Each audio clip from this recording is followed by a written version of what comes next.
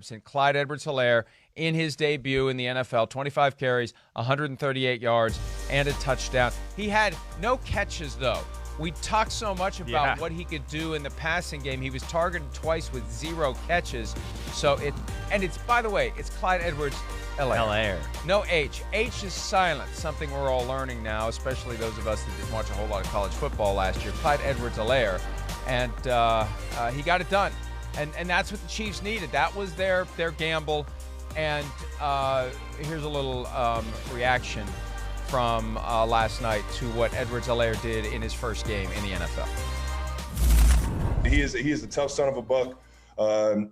For how tall he is, man, he's got the strength of somebody my size, man. He runs the ball like no one I've ever seen at that size, and it's fun to play with, man. It's infectious when you see him out there playing his tail off. He's a great guy for us. I think he's gonna continue to add to this offense and give us that spark that we need. I felt like he really showed up today, and we played a balanced game, all the way around. I think he was a big part of that. He's going to keep getting better. It's another weapon that I kind of have in this offense, and we're going to keep doing whatever we can to keep moving the ball and scoring touchdowns.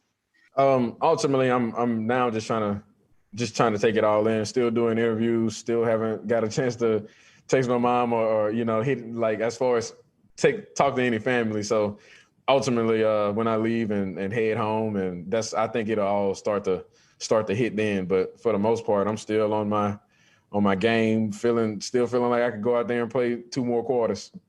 I'm just kind of floating. And the thing about Clyde Edwards-Helaire, and he, I didn't quite realize how small he was going to look in comparison to everyone else. Yeah. And Tony Dungy made the point at halftime that Edwards-Helaire reminded Tony of work done. Right. And but he's a thicker version of work done. Yeah. And he looks like a guy who will be better suited than work done was to make those runs between the tackle on a consistent basis and carry that load without getting too banged up. He's built to be involved in what you call the car crashes. Definitely. And based on the first game, with no preseason, with no joint practices, with no chance to go against an opponent, 25 carries, 138 yards. Number one, it shows the faith that the Chiefs have in him right out of the gates. And number two, it shows the production right out of the gates. Yeah, well, the one thing I heard throughout the draft process, the maturity of the player. So I'm not surprised that they trusted him in the situation and all that. Second of all, for a guy that's short, he's 5'8", 5'7", whatever it is, it's right around that area. I mean, you saw his legs. I'm a leg looker.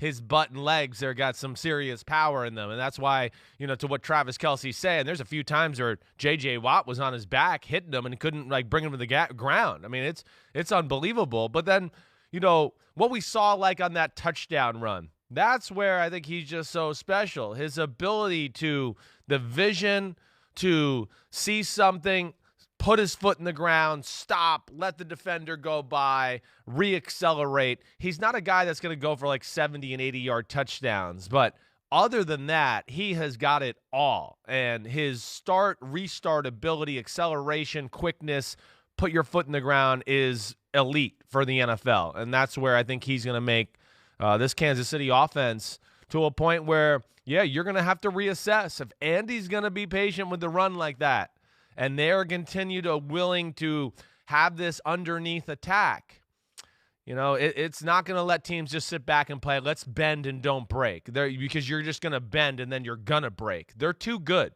They're too smart. Mahomes is too smart. And honestly, last night, I'll tell you what else, Mike. I know we texted about this. The way the Texans defense played, it took their offense out of the game. I mean, they never got in a rhythm. They got some cheap yards and points at the end of the game when it was over, but I do think it affected them on that side of the ball too, which we talked about, with other teams before. Hey, if you're going to play through Deshaun Watson and 4 receivers and be high-flying, what the hell's the point of having all those guys that are going to be sitting over there by the Gatorade bottles the whole game? Well, and it's a testament to the Chiefs' ability to react to adversity. Definitely. And maybe that's one of the great lessons they learned last year when you're down double digits plus in the game against the Texans. Well, it's still double digits, not triple digits, but it's 24 to the Texans, 10 to the Titans, 10 to the 49ers. You fall behind 7-0 in the first game of the season. That's when you flip the switch to the ultra-methodical approach because they had that first drive. where they went down the field and the touchdown catch looked good. And after an extended replay that made the first quarter take a hell of a lot longer than it should have, the touchdown was taken off the board. There was the Mahomes sack. The drive sputtered out. The Texans score. And that's when the Chiefs slipped right into, we'll just take what you give us. And think of how disheartening that is, especially with Edwards-Helaire. Averaging 5.5 yards per carry. You are on your heels, ready for the Patrick Mahomes onslaught, and they run it right up the middle, and they gain 4 or 5 yards. And you're ready for the onslaught, and they run it right up the middle, and they gain 4 or 5 yards. And if you ever dare to adjust to that, that's when they're going to get you for a 50-yarder. Yeah. And it's an ultimate pick-your-poison type of an approach that they're crafting, and it's not going to be easy for the upcoming opponents to figure out how to deal with it, Chris. No, it's not. You're gonna have a special defense. I mean, that's really what it's gonna come down to. You know, I mean, listen, I know this is something we've talked about. That's what's scary about the Chiefs. The Chiefs, I don't even think played their best football last year. You know, I don't think they were as good as last year as they were 2 years ago, really, consistently throughout the regular season. But it just shows you what they can be. Get hot in a moment, whatever else, and they become unstoppable. And with this variety of weapons on the offensive side of the ball, accompanied with Andy Reid and what he'll do with Eric Bieniemy and being aggressive on the offensive side of the ball. And now the run game, you're right. I mean, we talk about good offenses make you defend every square inch of the field. I think Kansas City's taken that to like another level. And it's going to take the Baltimores and the 49ers of the world and probably the Patriots, teams that got enough guys in the secondary to go, okay, we can take some chances up front because we have high-level corners that we're willing to put on an island with these freaky wide receivers in Kansas City from time to time. But other than that, I just have a hard time thinking, the middle-of-the-road defenses in the NFL can ever keep pace with this Chiefs team. I think it's more important to have a defensive line that can shut down the run than can get after Mahomes, because we know that you can't ultimately get Mahomes. Yeah, I mean, from time to time, you're going to get lucky, and it was weird to see him get sacked last it was, night. Right? But for the most part, he's going to squirt away, and he's going to go make something happen.